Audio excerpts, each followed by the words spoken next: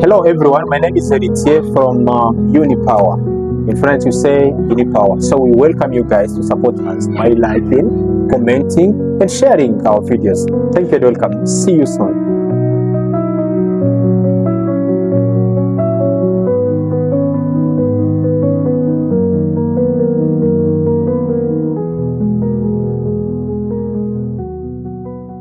Alors, ça n'allait pas aller très bien comme prévu. J'aimerais demander si nous sommes tous d'accord avec ces titres de ces livres. Devenir riche, tout ce qui m'intéresse, c'est devenir riche ne s'entend pas. Est-ce que nous sommes tous d'accord avec ça? Si oui, pourquoi? Et si non, pourquoi? Parce que si nous ne sommes pas d'accord avec ça, c'est inutile d'avancer. Parce que c'est comme si j'essaierais d'entrer de prêcher dans un désert. Oui. Est-ce que sommes-nous tous d'accord avec ça? Devenir riche ne s'apprend pas à l'école. Si oui, pourquoi? Sinon, pourquoi?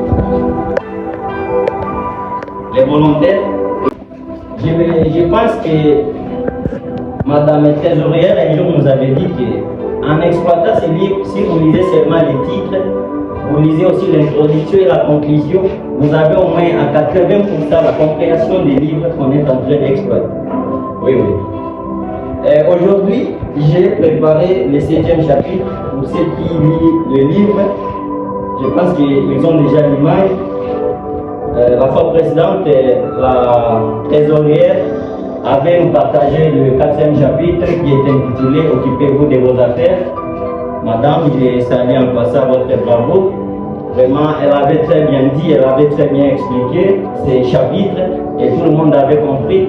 On avait même vu comment ça se passe dans une entreprise pour les actionnaires, les obligataires et aussi comment ça se passe pour les immobiliers, comment on peut investir dans les immobiliers.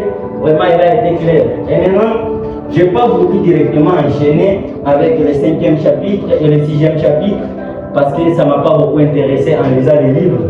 Oui, parce que si je ne me trompe pas, le 5e chapitre est intitulé « Comment les riches engendrent de l'argent ». Le 6e chapitre aussi parle de comment ça se passe pour les taxes et les impôts, donc le prélèvement fiscal. Vraiment, ça ne m'a pas beaucoup intéressé.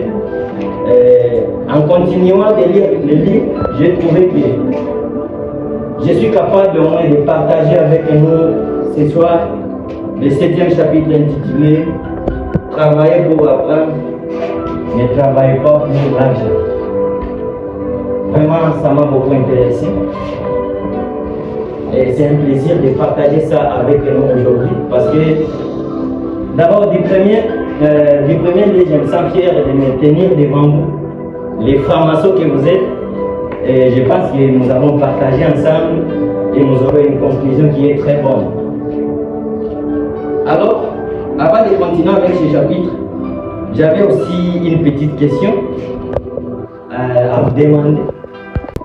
Et mon ami, soit tu travailles pour l'argent, ou soit l'argent travaille pour vous.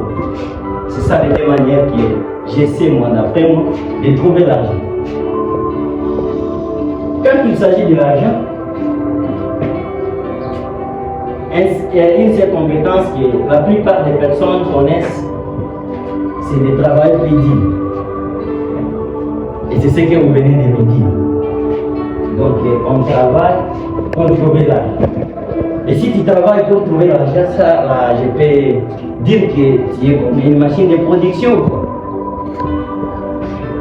Quand on a essayé de voir au début de ce livre, le chapitre 1er, on a vu l'histoire de l'auteur Robert Kiyosaki et son ami Mike, comment le père riche, le père de Mike, avait commencé à les enseigner, à les apprendre comment trouver l'argent. Et maintenant, qu'est-ce qui s'est passé? Le père de Mike, lui, était très riche et enseignait à ses enfants de devenir toujours riches. Contrairement au père de Robert Kiyosaki, qui était docteur en domaine, mais lui disait toujours à Robert Kiyosaki qu'il faut étudier, il faut bosser très dur, avoir des bons notes et enfin avoir un bon emploi. Et maintenant, en passage, moi je peux dire que à présent que je considère Eni Power comme le père de Mike. Parce que c'est Eni Power qui m'enseigne aujourd'hui comment trouver l'argent. Et l'université que je fréquente comme le père de Robert Kiyosaki. Donc entre l'université et Eni Power, moi je suis au milieu.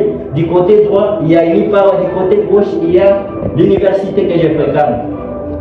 Car je considère aujourd'hui Eni Power est une communauté qui m'enseigne comment trouver l'argent comme le père des riches demain. Alors, Robert Kiyosaki et son ami Mike commençaient à travailler très dur sous soleil, mais le mode de paiement était tellement difficile quant à eux. Il travaillait durant une semaine, mais on vient de le payer même dans les week-ends et les samedis. Même les week-ends, il arrivait de chômer, on lui dit qu'il n'y a pas d'argent. On va regarder même la semaine prochaine. Et maintenant, vous voyez combien de fois ça n'arrange pas. Si vous avez une promesse de recevoir l'argent, soit que disons les samedis, et arrivé les samedis, l'argent n'est pas disponible. Vous voyez combien de fois ça m'arrange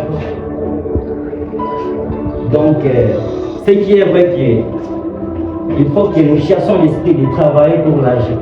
Il faut que nous faisons en sorte que fabriquer l'argent avec l'argent.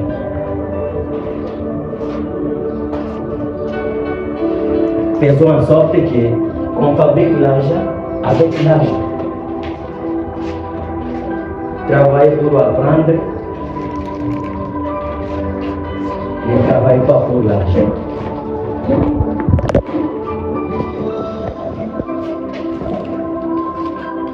Et il y a un point nécessaire que j'ai souligné. Parce que dans cette jeunesse africaine, il y a des jeunes talentueux. Dans le passage de Roder, il a donné une petite histoire dont il avait une interview au Singapour. Je pense que nous tous nous connaissons Singapour. Et maintenant, il était parti là. Il avait accordé cette interview à une journaliste. Et vraiment, la journaliste était venue à un temps exact. Il s'est assis. Robert Kiyosaki lui répondit que les vendeurs sont ceux qui pensent toujours à l'argent. Il avait essayé même de lui donner aussi une petite histoire que Robert Kiyosaki avait commencé à écrire ses livres. Il avait commencé avec un livre intitulé « Si vous voulez être riche et heureux, n'allez pas à l'école ». Et l'un des spécialistes aussi dans ce domaine avait au moins intéressé à Robert Kiyosaki à changer le titre de ses livres. Mais Robert Kiyosaki avait dit que c'est un fait impossible de changer le titre de ses livres, car en les vendant, moi-même je sais une stratégie de comment les vendre. Au départ, je vais imprimer seulement des exemplaires, et l'un je vais les vendre à ma famille, et l'autre à mon meilleur ami. La confiance à soi aussi pèse.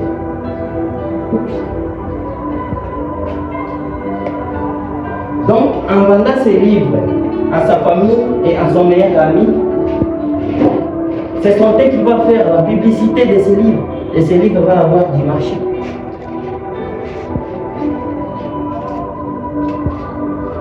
Occupez-vous de vos affaires, c'est ce que la dame trésorière nous avait dit la fois précédente.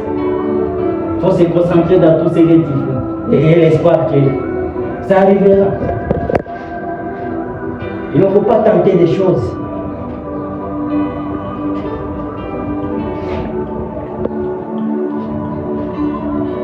Robert Kiyosaki avait donné aussi une petite histoire. Il était dans sa voiture. La voiture avait eu la panne. Il était allé directement au technicien. Le technicien vraiment était très talentueux. En écoutant seulement les sons des moteurs, il déteste déjà où se trouvent les problèmes. Et il répare ça dans quelques minutes.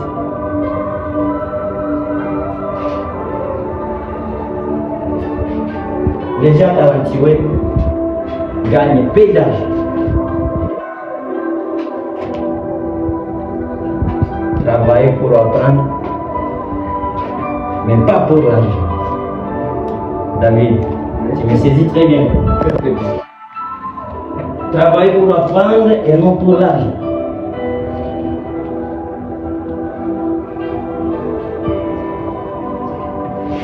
Il y a des gens vraiment dans les métiers qu'ils sont en train d'exercer. Ils disent que vraiment je travaille parce que j'aime mon métier. Ni t'étais ça, j'aurais déjà abandonné. Est-ce que c'est ça le motif? Moi je peux les contredire en disant qu'ils sont peur d'abandonner les métiers. S'ils l'abandonnent, où est-ce qu'ils ont trouvé l'argent de payer les factures, les loyers et de quoi manger? Ne soyons pas les machines de production. Songeons à fabriquer l'argent avec l'argent.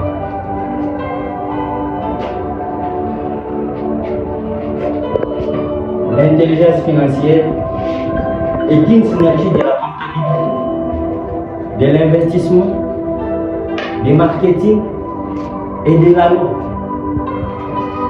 Réunissez ces 4 aspects techniques et vous savez comment faire d'argent avec l'argent.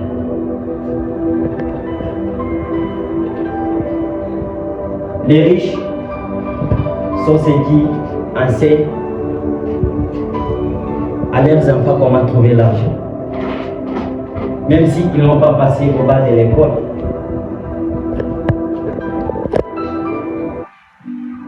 Quant aux pauvres, ils envoient leurs enfants à l'école et les obligent d'avoir des bonnes notes, en fait qu'ils accrochent des bons emplois.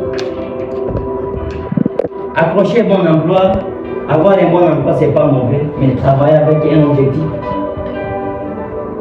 Premièrement, c'est avoir une vision. Et si vous avez une vision, vous allez marcher dans vos objectifs. Et après les objectifs, vous allez arriver jusqu'au but. Et en fait, c'est la réussite. Successful. To succeed.